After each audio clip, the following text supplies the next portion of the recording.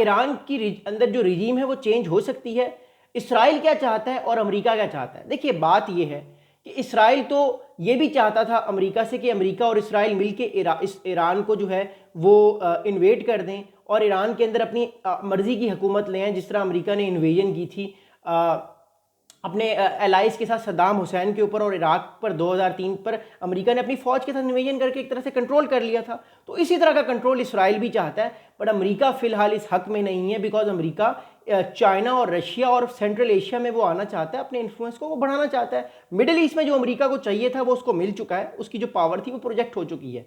But Israel ये चाहता है कि जितना जल्दी हो सके वो इस रिजीम को भी चेंज करे, बूट्स ऑन द ग्राउंड भी करे और अपनी मर्जी की प्रो वेस्टर्न हुकूमत लेके आए, ताकि इसराइल को कोई रीजन में चैलेंज करने वाला ना हो। बिकॉज एक बात हक तय है कि इसराइल को सिर्फ एक ही ताकत चैलेंज कर रही है इस टाइम, वो है ईरान। और ईरान से प्रॉब्लम इसराइल को आज भी है।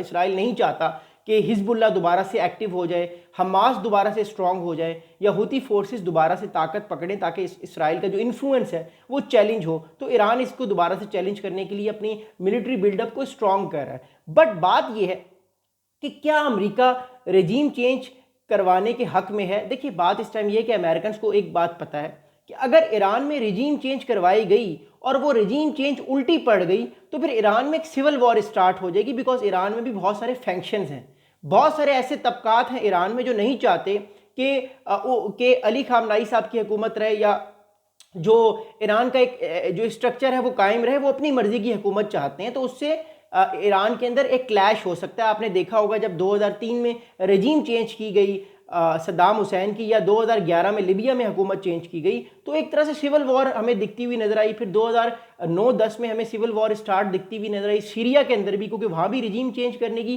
कोशिश की गई थी। So this is also very important thing. और मैं आपको एक बड़ी अहम बात बताऊं, ईरान में भी वो सूरत हाल पैदा अमेरिका कर सकता है अगर अमेरिका चाहे तो। लेकिन वही बात है कि रशिया नहीं चाहेगा कि ईरान के अंदर रिजीम चेंज हो।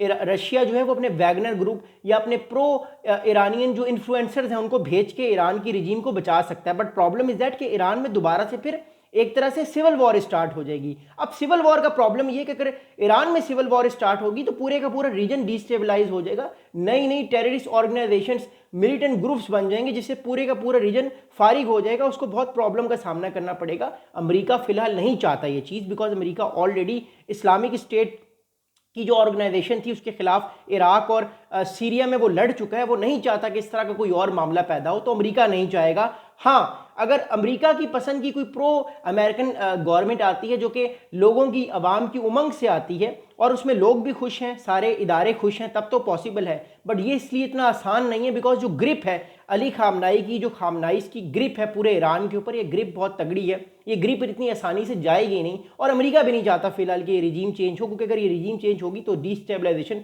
रीजन में आ सकती है। ईरान इसराइल के लिए तो फिलहाल बेहतर होगी ये चीज़, लेकिन पूरे रीजन के लिए बेहतर नहीं होगी, बिकॉज पूरे रीजन को जो है वो अमेरिका देखता है, इसराइल नहीं देखता। ये इसराइल को इस बात की लिमिटेशंस के बारे में आई थिंक इस बारे में पता है, बट दे वांट कि ऐसा हो। दूसरी अहम इंपॉर्टेंट बात इस